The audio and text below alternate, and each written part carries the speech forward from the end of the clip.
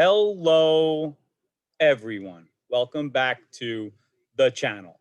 It's Matt with Green Bar Trading, trading out in the humid gazebo. You guys can see I have a little glisten to me. Well, it is a little hot out, but today was, I don't know how to feel about today. While I had some really good trades, I got caught in one trade pre-market that almost ruined my day because it started me off on the wrong foot. I'm sure you guys can all, you guys have all been there before. Starting out at almost my max loss with my first few trades of the day before the market even opened. It was so frustrating. And the reason why I started to trade pre-market is because we've seen a ton of momentum. How can I not get involved? And, the first trade that I took was on the leading gapper, in the entire US market. When we're seeing a ton of momentum, there was no reason not to get involved in this trade. The trade was right. It was a break of VWAP and continuation that never continued. I'm sure you've all been there before. The follow through was not there. And I started my day not good. So, why don't we just share the screen? Because today is a red day for me, but it's not a huge red day. So this is where we're sitting, guys. It was a lot of trades today. I had to dig myself out of quite a hole. Now, this is almost a break even day, which is really a win when you consider that I was down to my almost my max loss, which my max loss now is $50. That's what I set on my max loss. It's not a lot. I get it. It's just it's the way that I manage risk. Everybody out there, you have whatever you want to do for yourself. Manage risk the way you want, but I do recommend having rules and following them. And that was my rule. I got to within $7 of it, and then I wouldn't have been able to trade anymore. So let me just go over my trading day with you. And we're going to start with the loser. And let's get onto charts. So this is the way that I'm going to do my trade recaps from now on. I'm going to use the charts tab, and I'm going to open up active trader so you guys can see my P&L from that stock. So you can see here, obviously, this stock took a pretty big part of my trading loss.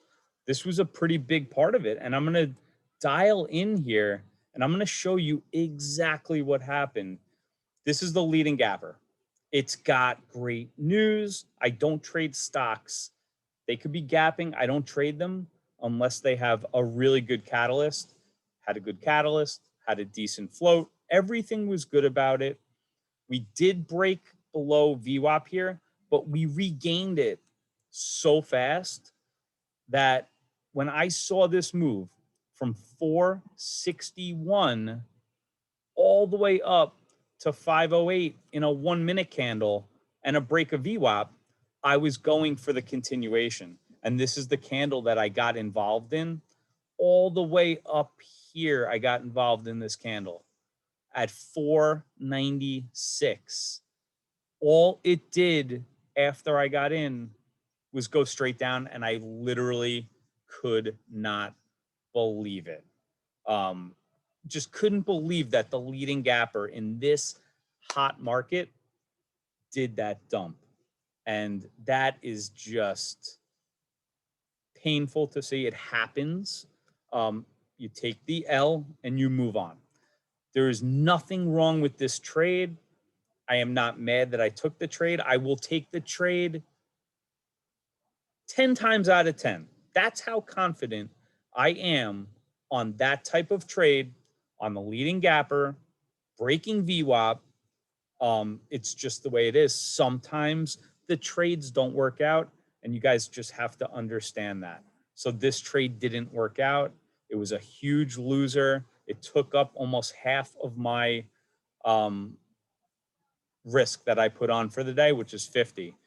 The next trade that took a decent amount from me was OCGN. Let's just see where this trade was. Where are we?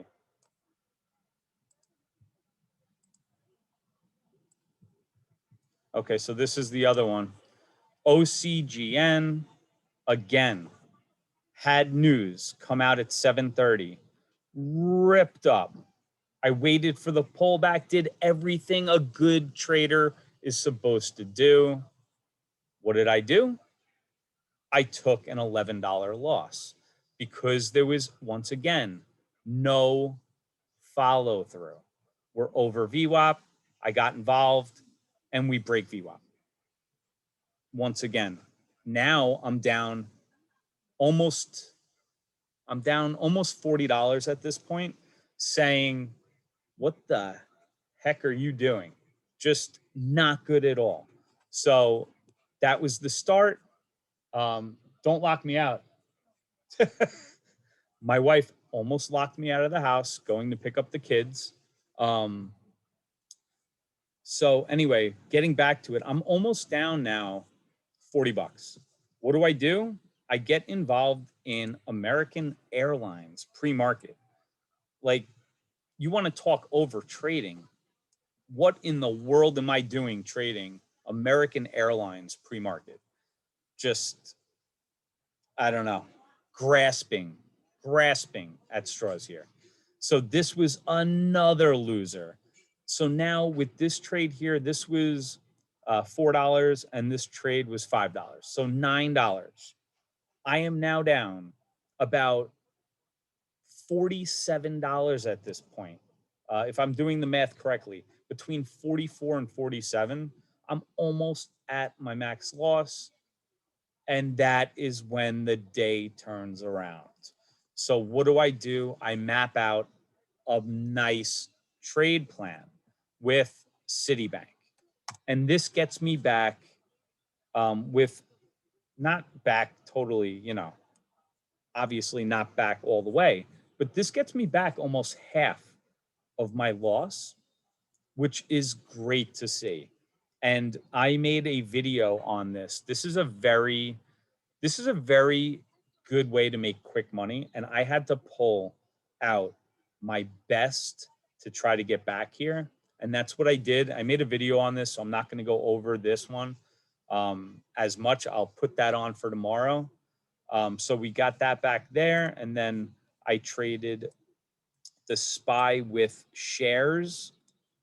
Also got back another $10 bill here. We're climbing back out of it. Really, things are going well. And then I jump over to everyone's favorite stock. That got me right back to almost being even on the day. And that scalp happened right here. Whoops, where are we? My trades were there and then they disappeared.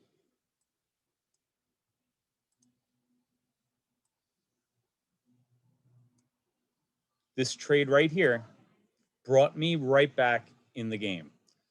When I trade AMC, I wait for the pullback and then I trade these flags that set up all day long on this stock. This is the type of stock that just keeps giving and giving and giving, and you just keep taking and taking from it. So guys, this is my trade day in a nutshell. I went over the bad ones. We had a false break on the pre-market. You're not going to win them all. And then we had that OCGN news play that there was no follow through. And then where I did make mistakes was I traded Whoa, what is that? Got attacked by what looked like a yellow jacket. Um, so anyway, then I took some trades on American Airlines pre-market. Just didn't know what I was thinking at that point. I was all screwed up in the head. And then I started to dig out. So while I lost $9 today, I really, it's weird to say because yeah, today's a red day, but when you're down to your max and then you battle back to almost breaking even, it feels like I made money today. So it is a good feeling getting back now. I'm totally done trading. I don't like to trade in the afternoon. It's one of my rules. There are some nice setups that look like they're setting up, but this is where you just have to take the hands off the controls, be happy with what you did today, and not chase anymore because I can get into over trading too much. And in the afternoon, it just does not work for me. So, guys, I hope that you enjoyed this recap. Please hit the thumbs up. It takes a second and it really helps the channel continue to grow and our march towards 1,000 subscribers will not happen without your help. So continue to hit that thumbs up for me. I do appreciate it. I'll see you guys back with the next video. Take care, everyone.